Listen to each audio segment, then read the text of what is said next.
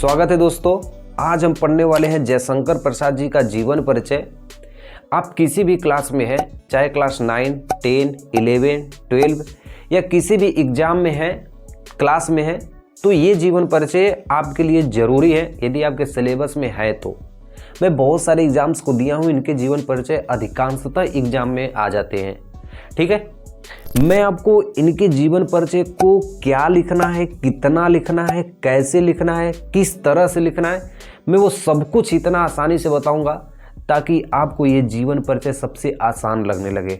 ठीक है, चलिए हम अपने जीवन परिचय की ओर चलते हैं। इनके जीवन परिचय को पढ़ने से पहले इनके संक्षिप्त परिचय को पढ़ लीजिए ताकि आपके जीवन परिचय को लिखने के लिए आसानी हो। देखिए, इनका नाम जयशंकर प्रसाद, पिता का नाम देवी प्रसाद, जन्म सन 1889 ईस्वी में, इनके जन्म स्थान वाराणसी में। ये भाषा कौन कौन जानते थे? हिंदी, उर्दू, अंग्रेजी, फारसी। और इनकी मृत्यु 15 नवंबर 1937 ईस्वी में इनकी मृत्यु हो गई थी। ये इनके कुछ संक्षिप्त परिचय हैं जो आप कहीं भी बॉक्स बना के जीवन परिचय के साथ लिख सकते हैं। ठीक है, अब हम चलते हैं जीवन परिचय की ओर। देखिए, किसी भी जीवन परिचय के लिए 3 चीजें सबसे ज्यादा जरूरी होते हैं: जीवन परिचय, साहित्यिक परिचय और इनकी कृतियां। ठीक है, मैं आपको पहला चीज बताने जा रहा हूं, जीवन परिचय। इनके जीवन परिचय देखिए, जयशंकर प्रसाद जी का जन्म 1889 ईस्वी में वाराणसी के एक प्रतिष्ठित परिवार सुंघनी साहू नामक परिवार में हुआ था। साहू जो होते हैं ना, वो बहुत ही उच्च दर्जे वाले जाति के होते हैं। तो इनका जन्म एक प्रतिष्ठित परिवार में हुआ था, अच्छे खासे परिवार में इनका जन्म हुआ था। इनके पिता का नाम देवी प्रसाद था। इनके जो पूर्वज थे वो जौनपुर में चले गए थे और वहीं पे तंबाकू का व्यापार करने लगे। यानी इनका जन्म तो हुआ था वाराणसी में, लेकिन जो इनके पूर्वज थे, दादा परदादा, वो लोग चले गए जौनपुर में और वहीं पे तंबाकू का व्यापार करने लगे। जयशंकर प्रसाद जी का जो पारिवारिक जीवन था ना, वो अच्छा नहीं था, क्योंकि इनके बचपन में ही इनके माता पिता और बड़े भाई तीनों लोगों की मृत्यु हो गई। तो बचपन में ही इनके माता पिता और बड़े भाई की मृत्यु होने के कारण व्यापार का और परिवार का दोनों का उत्तरदायित्व तो इनको मिल गया, यानी जिम्मेदारी। आप ही समझिए, किसी परिवार के यदि माता पिता और बड़े भाई की मृत्यु हो जाए तो उस परिवार के उस लड़के पे क्या बीतेगी। उसी तरह इनके पे परिवार का और व्यापार का दोनों उत्तरदायित्व इनके ऊपर था। इसलिए इनकी जो शिक्षा थी वो अत्यधिक नहीं हो पाई।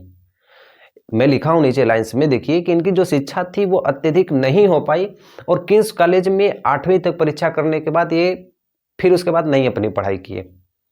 ठीक है, तो क्वींस कॉलेज में पढ़ते थे, वहीं पे 8वीं तक पढ़े।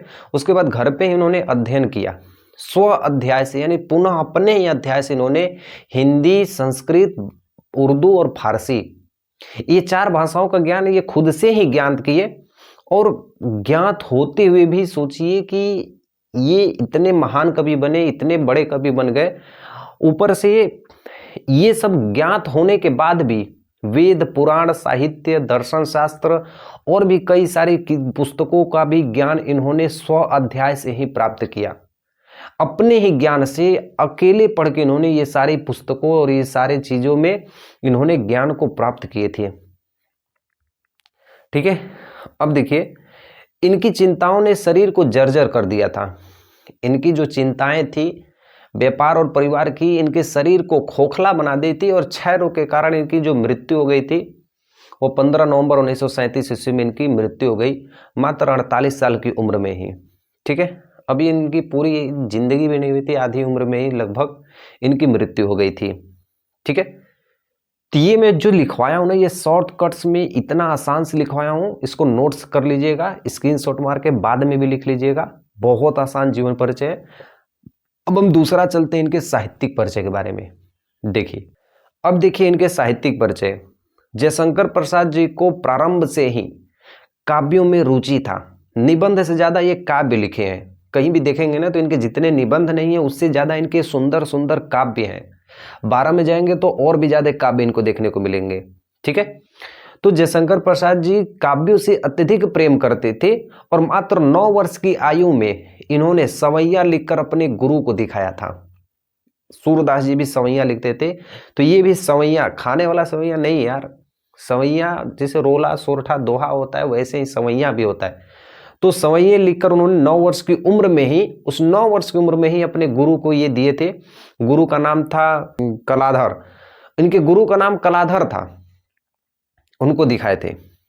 इनकी जो कृतियां हैं, सबसे लास्ट टॉपिक है, ध्यान से देखिए, इनकी जो कृतियां हैं, ये मैं कुछ मुख्य इनकी कृतियों के बारे में दिखा रहा हूं, जैसे चंद्रगुप्त, स्कंदगुप्त, अजातशत्रु, कंकाल, तितली, रंगमीमांसा और काव्य कला, अन्य बहुत सारे इनकी अच्छी अच्छी कविताएं हैं, अच्छी अच्छी इनकी कृतियां, निबंध, उपसंग्रह सब इसी में है।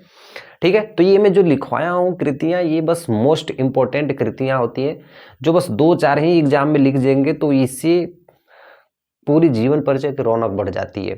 ठीक है, मैं आपको पूरा जीवन परिचय लिख के दे भी दिया हूं और इसको अच्छे तरीके से समझा भी दिया हूं। कोई भी डाउट होती है एक बार कमेंट में मेरे को बता देना मेरे दोस्त, मैं उसको सॉल्व करने की कोशिश करूंगा। ऐसे में और एक शानदार वीडियो के साथ आऊंगा, चैनल पे बने रहना। मिलते हैं नेक्स्ट वीडियो में, तब तक के लिए जय हिंद। जीवन परिचय डिस्क्रिप्शन में बहुत ज़्यादा है, उसको एक बार चेक कर लीजिएगा। ठीक है, बाय।